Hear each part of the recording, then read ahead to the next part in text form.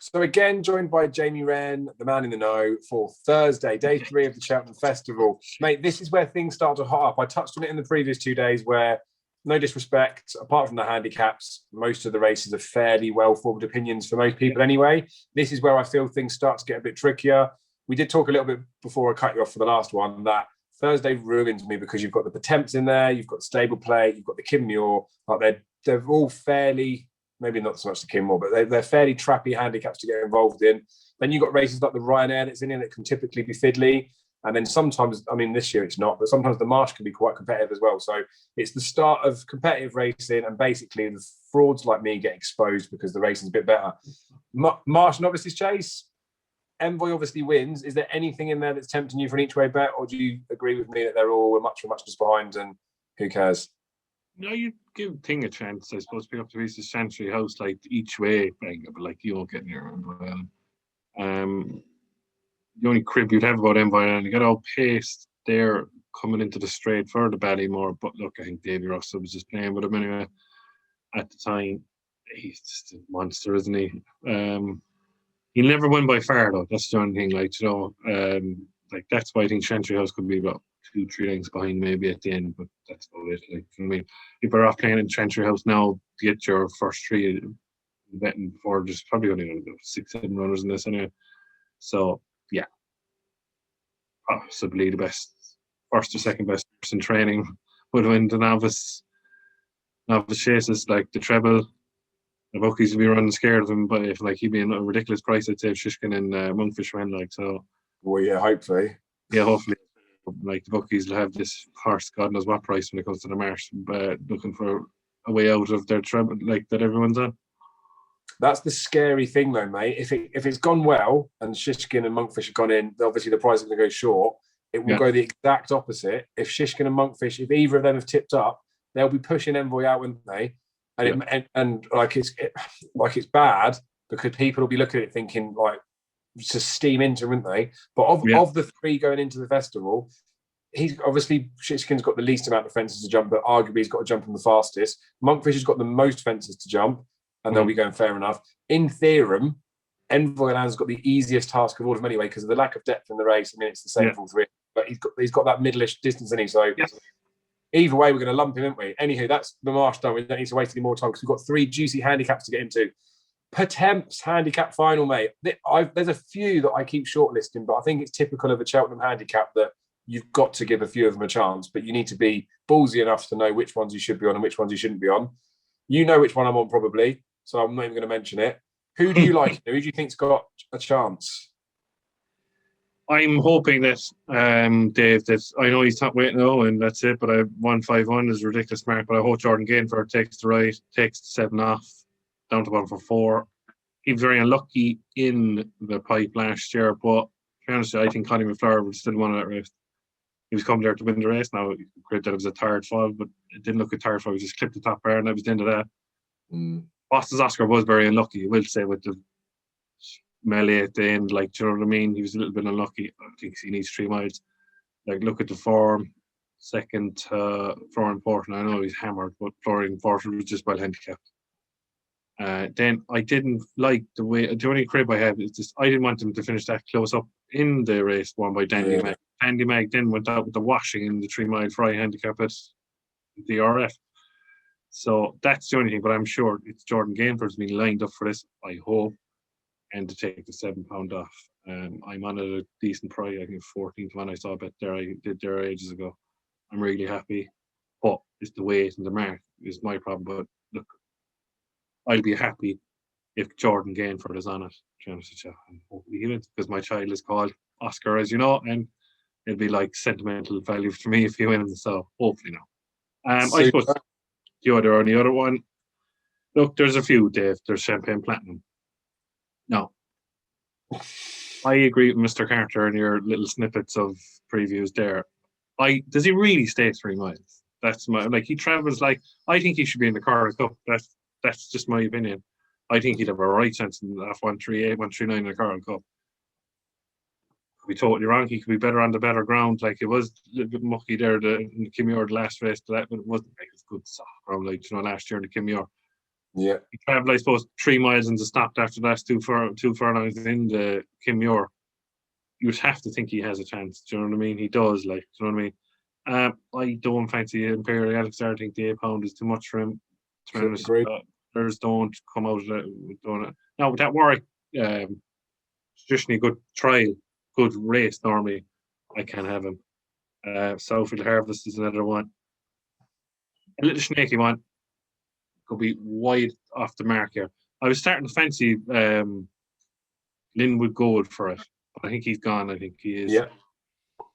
The one, I think, did he run in that race or didn't he? I can't remember. Dalton Highway be a one for Dermot Weld. I think he loved the ground. He's definitely one from left field for me. I think he needs better ground. He was steered wide. I can remember he was steered wide by Jack Kennedy. I think in one of the qualifiers, looking for better ground. He's probably, if he gets in, he'll be off a very low weight. And I think Jack Kennedy is going to ride him. I think apparently, instead of being on the Bottas Oscar like Jordan Gainford, they'll be my two against the field. Like, you have to give, they all have a chance, really. Imperial Alexander has a chance, Southfield Harvest has a chance. Like, the only thing I said with Southfield Harvest, he looks like a big, raw, 4-mile boat. Do you know what I mean? Like, now Lorcan Williams might take the 5 off again, like he did at Wincanton, but I don't know, when you get this tap for toe at the end, maybe it looks like beat by Shantang, and Shantang barely won a race from faking him. That's not an interest in my knowledge anyway. But two against the fields, Bottas Oscar if Gainford's on it, and yeah, I give that Dalton Highway a bit of a squeak. Nice one. Well, Dalton Highway was not on my radar in the absolute slightest, so I'm going to stick a bit on him. I can't have Imperial Alcazar either.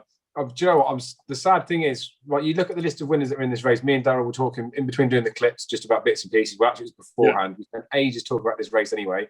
But you get winners of this, like you present in Percy's, even Maldini to a degree, Cider Bellows, like horses that are potentially, you can see them being very, very good next season, or at least being able to win off of the new handicap mark they're going to be getting. One that, he's not too keen on it, but one that just pulled into me, Copperhead is only a 7-year-old. When he went through the ranks over fences last season, obviously that was over fences. Maybe that was the reason why he all of a sudden stirred up and started going well. But he won a couple of times over hurdles, didn't he? 143 is he's just the sort of horse that I know Tizzards have been under the cloud, etc. Hopefully they're coming out of that now. He's just the sort of horse that you could see easily winning a race like this and then being able to handle running off a £7 higher mark, because he's a 150 chaser. And he's semi-interesting to me. Whether or not he runs or not, I don't know. I don't think anyone else is going to fancy him. So wait for final decks and you could still get a price on him. But like, it's really punty, really speculative. And it's like, why have they gone back over hurdles with him? Who knows? I was really starting to fancy that, because he was eye-catching. He was 6th in the race. The Punchestown there the last day. That Linwood Gold, because of the handicap experience he has, and that, as you said, like, 2 hurdles in the last 7 furlongs. That's why I'd give that Dalton Highway a chance, because he won a good 2-mile good ground flat race around Curra last year, I remember, because I backed him. And the 2 mile hopefully on the flat is like the 2.5, 3 miler and over hurdles will be. Yeah. It's up to yourself if you want to decide if that's the way it should be. But that's what put me on to him. I saw him in there, and I kept looking at, is he going to be there? And it's just, that's what it's attracted me, a flat horse in the race where there's hardly no hurdles. And the better the ground, the better his chance. And it's like a horse I didn't mention in the bull is Caltor.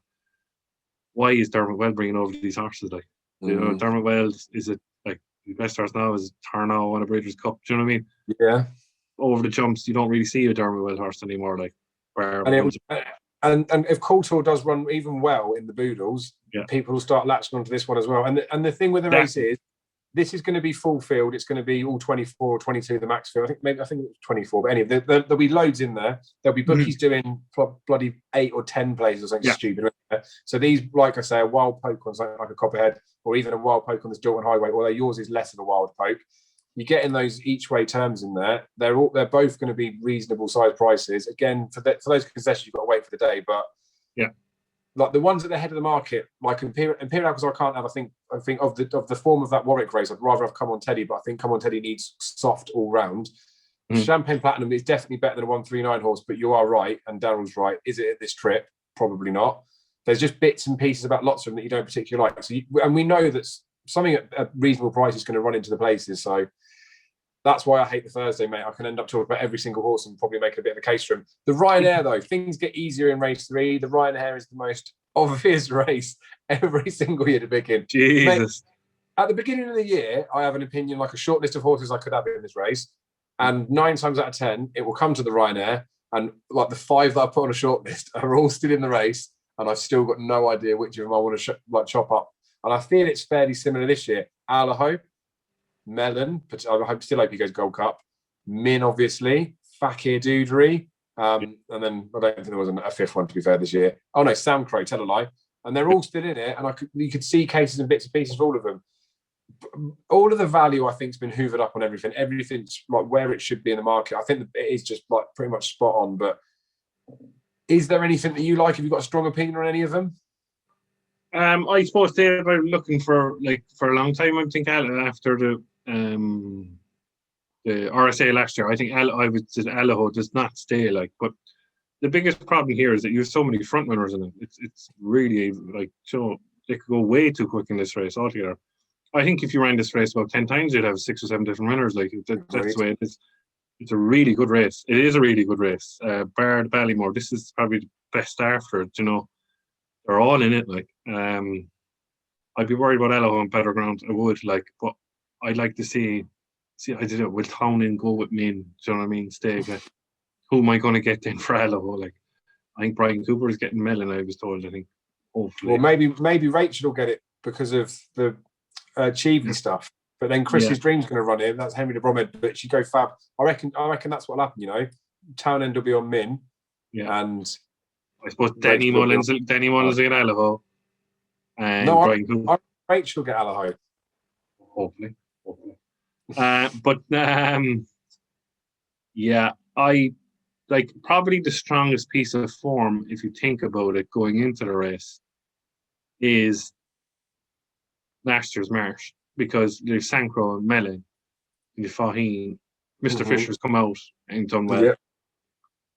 Yeah, I think it's a very hard race. I've had a bet on Mellon and I've had a bet on Allaho. People will back Allaho for the fact that Eddie Mays is a certainty in the mayor's chase. Fair enough. Luck to you with that. And we'll move on to that later on. If you nail me to the mast, I hope for my sanity that Mellon wins it. But the problem is, they're all front runners. Pierre Law is a front runner. They're all front runners. The English horses, no offence, the English horses, I don't think they're good as the Irish. No. The one I give a slight squeak to, because the way I look at it is that horses that win the Ryanair have won over 2 miles and used to go on 2 mile pace and then stayed on. You have to give Fakir Doodery a good chance in this in each way, I think. He's been to the well. I know he's never won at Cheltenham, but look, I think the better ground. He just needs to jump better for me. He gets mistakes at crucial stages, but he's been running over the wrong trip all year, I think. And I give him a chance in this. But you'll be a good man to back the winner of this, because I think they'll all be there jumping the last.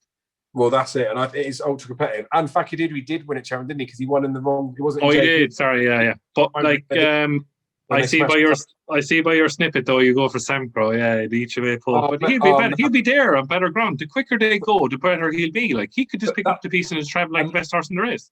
And that's where I'm airing with him. I agree with you. There's so much pace in the race. It wrecks my head, this race, to look at it, because even the potential horses that could come here. But Dashel Drasher, not that I like the Ascot runners coming into the race, I think it ruins them. But Dashel Drasher wants better ground, and he's been doing what he's been doing this season on slower stuff.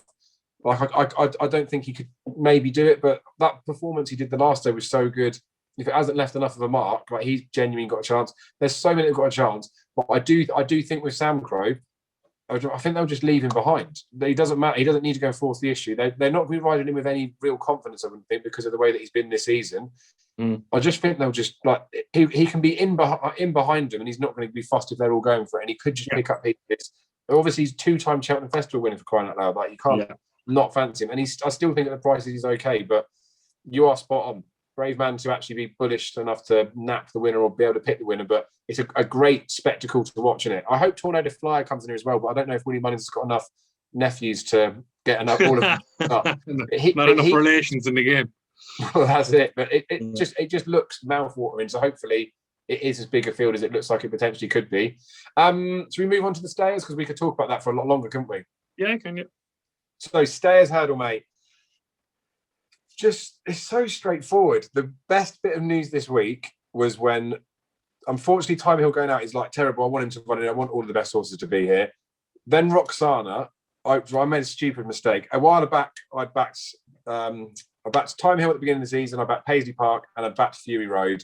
Put it in a little WhatsApp group. Darryl was in there and said, well, I've got the stairs sewn up. And he said, no, mate, you backed Roxana then? And I was like, I'm not backing Roxana. He's like, mate, that's the one to back to get some cover. And I was like, she got done by Matt Ascot. I'm not having it. She wants a flat track anyway. And he was like, but she's just too big a price. I think she was 25s on the exchange. So I backed her in there. Then I was just thinking, the race is too competitive. She's going to go for the mare's hurdle because Honeysuckle's not going there.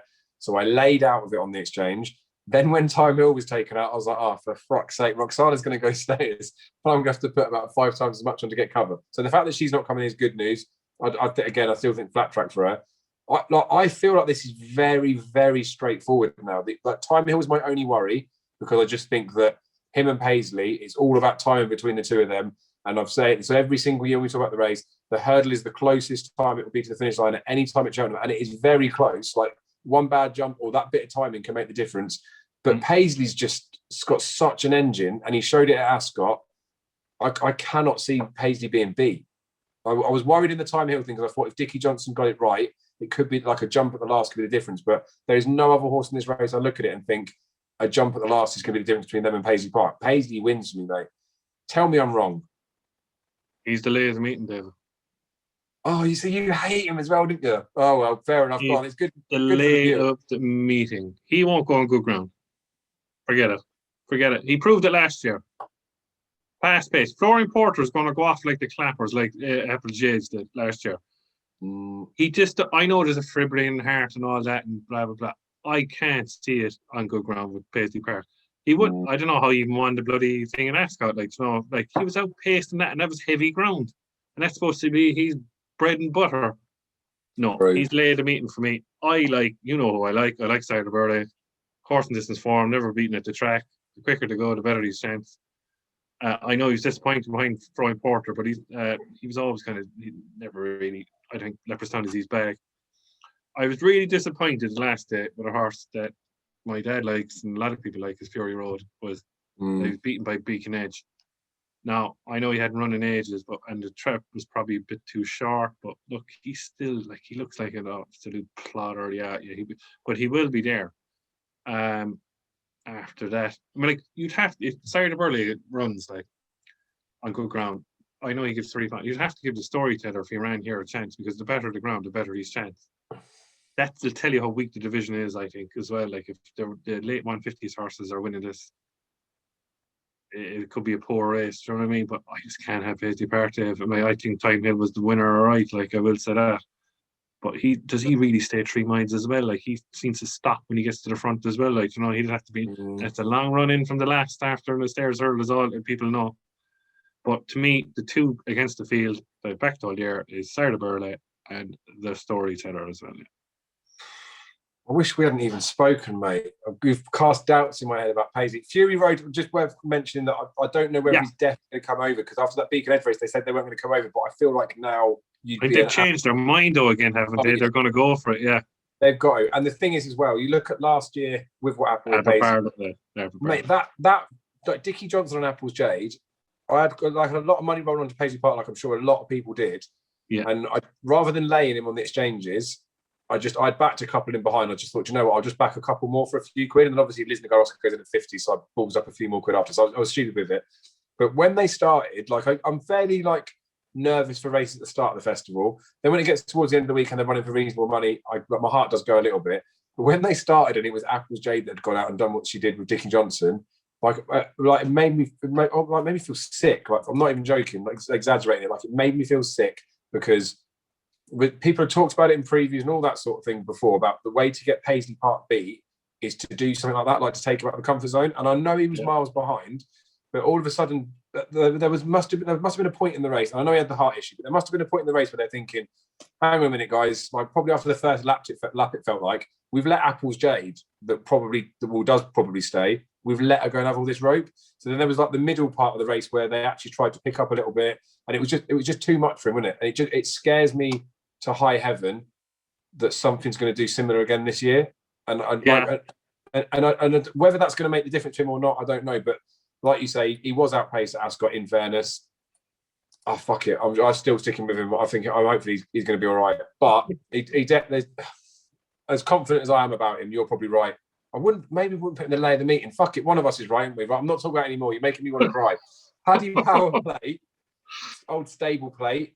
There's a couple in here that I've started to swerve my way into. Another one that when me and Darryl were doing the quick previews, we started talking about it, and it's classic, isn't it? I had a conversation with him before. Neither of us could really land or anything. We have a conversation like 2 nights later, and all of a sudden there's about 8 that we quite like. And there's one that he's gone off on an absolute tangent with, which probably has got a chance. So I'm gonna say very little in here, other than the fact that Kilteely Briggs, I'm a sucker for this horse. The Neil has said that he's going to run. So the fact that I'm going to suggest Kilteely Briggs has got a chance in here, you don't want to hear my opinion of the race, but we do want to hear yours, Jamie. And I said, I think it was on the Wednesday thing, that I don't think the Irish are very good with the middle distance chases. So I don't think an Irish horse will win this. I don't think an Irish horse has won, I think 4 or 5 times in 70 years. So you weren't on the storyteller, the handicap nap of the meeting when you went out there a couple of years ago. No, but I think they've won like 4 or 5 times in the last 60 or 70 years. But I know that's like a loose stat. But it's things like Conflated that's not going to run in there. Him taking up so much of the market before, and I didn't fancy him because of the Irishy thing.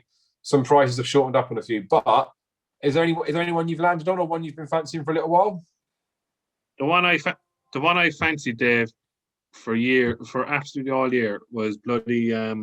He ran today. I can't believe it. Conflated. I was completely deep in him. I mean, like I was sick. Like no, half of them were non-runner about. The other ones, I don't want to even talk about it. I nearly got sick. Like rocked up today. Like today was filthy, wasn't it? That's proper salt in the wounds the way he won today. No.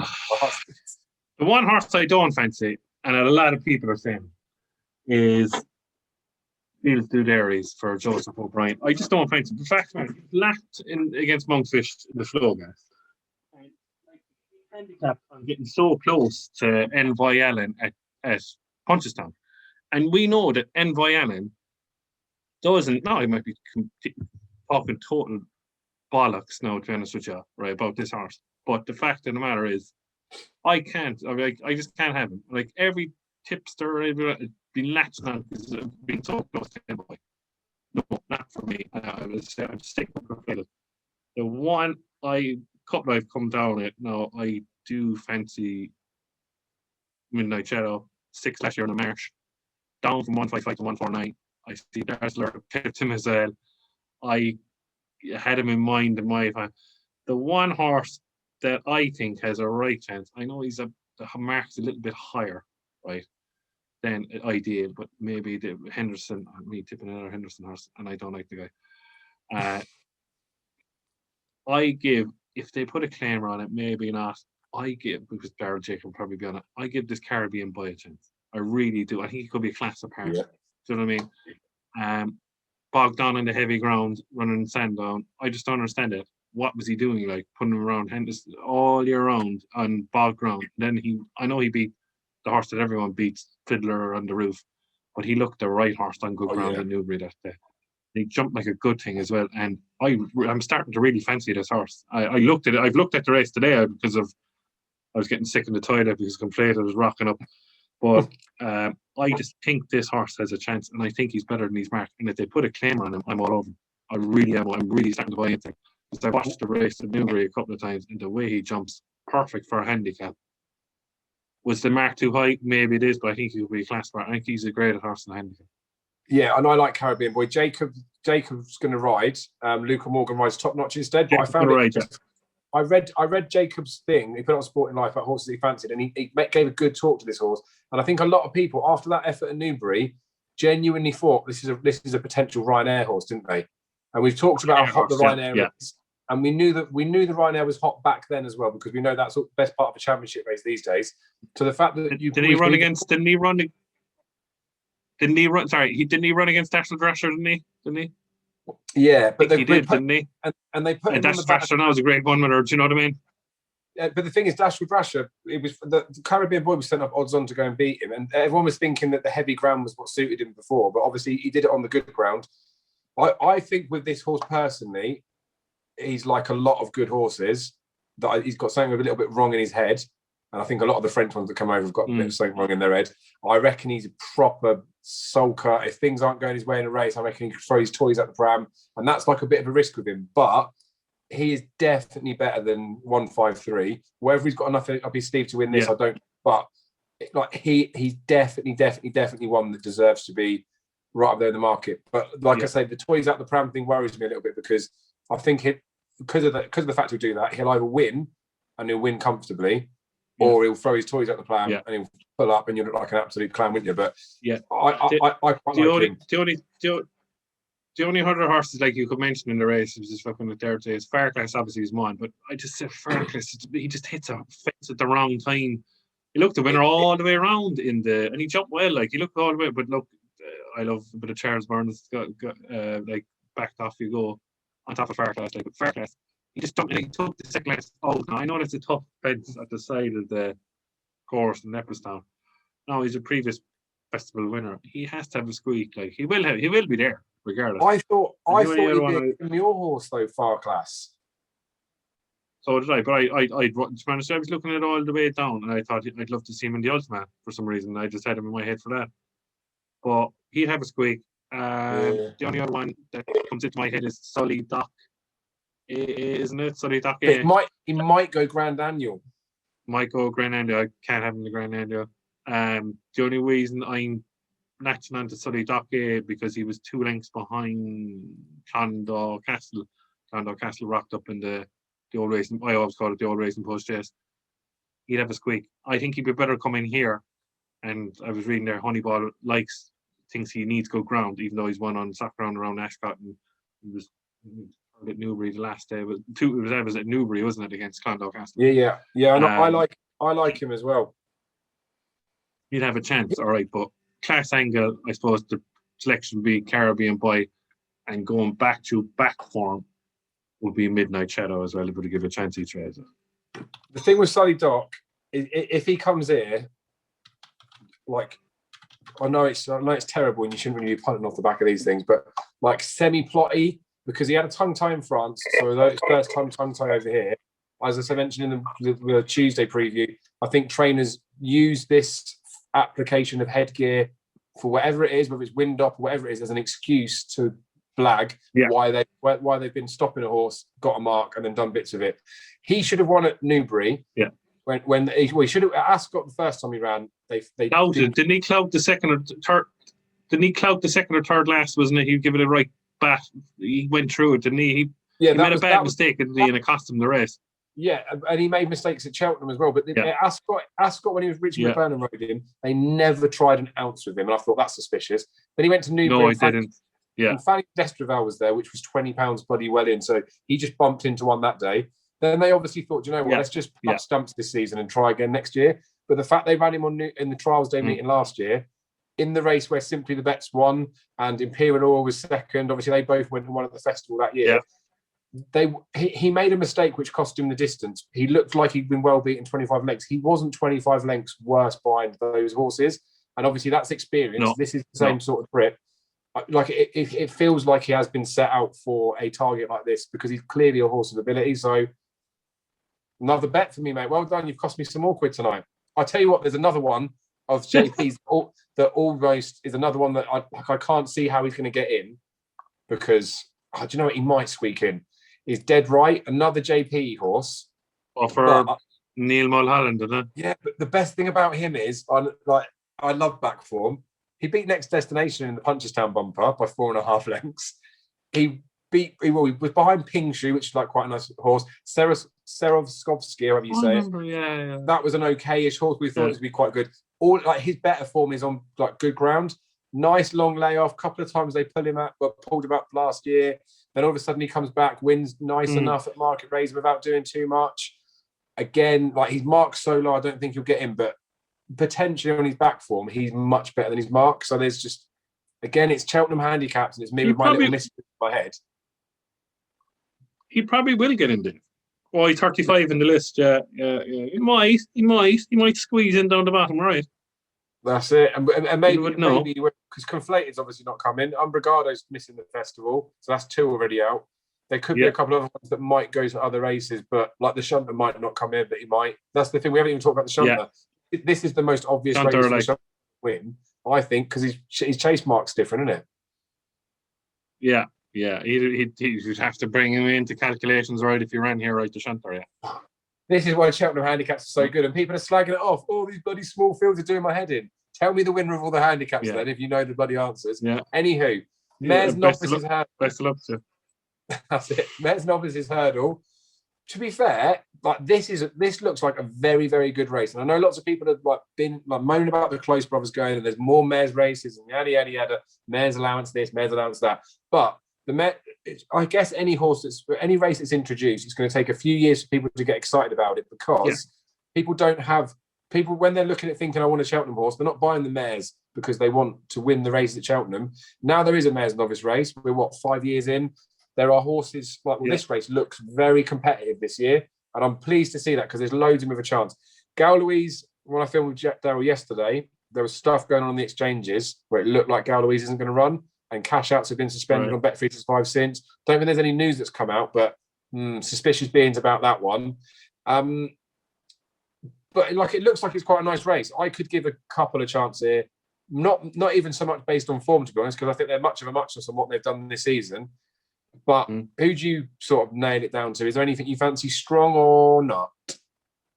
Not really, Dave. I suppose form-wise, if you're thinking what I was thinking in the Supreme, you'd have to give Hook up a chance, do you know what I mean? Like after finishing 4th in the race behind Blue Lord, Ballyadam and Papricia, but that's the best form in the race.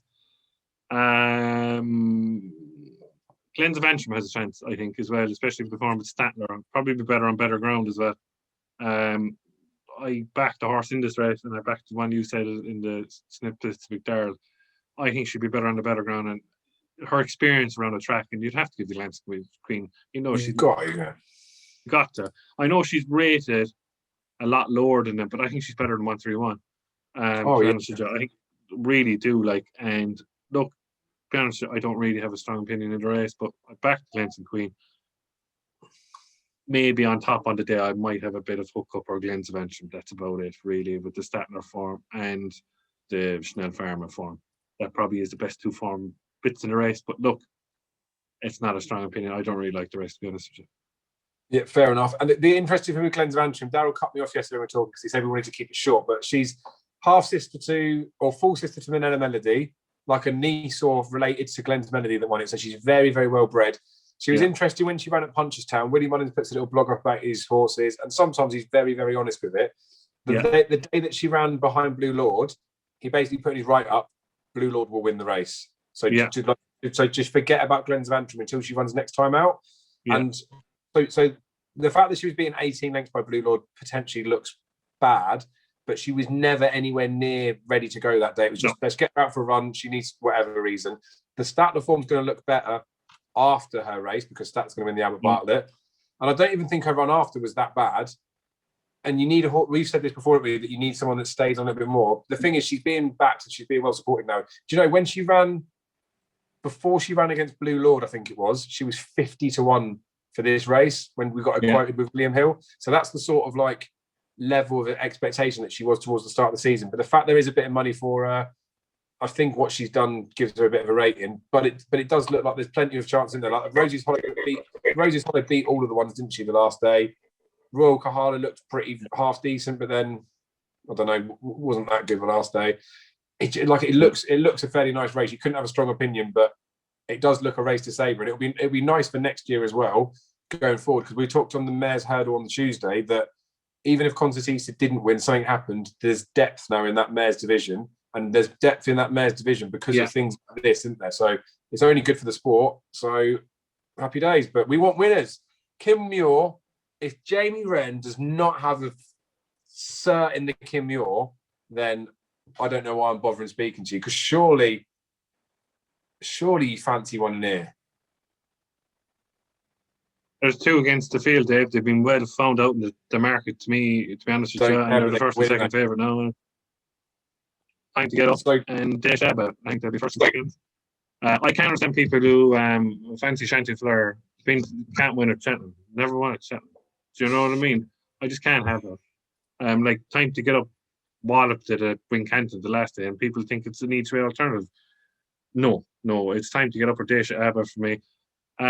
I'm going to crib the Dazzler here now, and he'll kill me for two. Like, where is he getting this hold the note for as a plot? The horse can't win a race. Would you think hold the note is going to like doing a battle? No, not for me. Look, he's well handicapped. I will say that he's £5 lower than 145 in the novice handicap last year. He'd have a squeak, but this time to get up looks well handicapped. He's well found in the market now. I'm starting to fancy Daisha Abba for it. Kind of attack was there like off 137 there.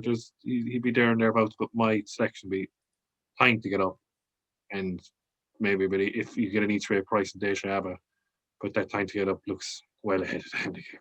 Do you know what, mate? Right, I get so excited this time of year. Loads of people message me, "Would you fancy for Cheltenham?" And most people, I'll just say, any particular race you want to look at, and most people just stop messaging me after that because it's too much information for them. Yeah. There's a couple of lads that I message, and I quite like them. They come dog racing me every now and again, so I like to feel like I've got one for them. And this fell on my lap the other day, mostly because obviously Run Wild Fred, everyone was banging on about him. I felt like he was there or thereabouts, but I just looked in behind him, and then I saw this time to get up, and I was thinking, do you know what? Like this is probably more thrown in than Run Wild Fred is, but I'm scared that Run Wild Fred's in the race. So as soon as Gigginstown said that he wasn't running, just WhatsApped him, and I just said, this time to get up is like we'll win the Muir. Like I genuinely fancy it like mad. Like I'm not even joking. I think this horse could go off like 2-1. He won by 5 lengths. He only got £8. He should have got about 12-14 £. He still looks like he still has 6-7 in hand. But the Shantou Fly race as well. That was at Wincanton, wasn't it? Yeah. And they both run off 11-2. But that's because that's because Cheltenham had the claim off, didn't he? So it's like different now. But like he's value for this like the £7 difference, even though it's not even £7, is it? Because Shantou Fly's got up 2 for what he did the other day. Like I genuinely think this horse is going to absolutely shit home. There's no other way to say it. Yeah, I agree. Yeah. Which is good, isn't it? Because it's handicaps. We start looking for all these bits and pieces. There are other horses that you could give squeak to, like we say, Plan of Attack. I think is it Bob Marler that was in here before as well. Like give it a little bit of each. But I'm just going to trust that Time to Get Up is going to bolt up. Right, that is Thursday done. So Jamie, nap for Thursday. Stay in if you want. Obviously, Envoy Ellen. Next best is the Boss's Oscar.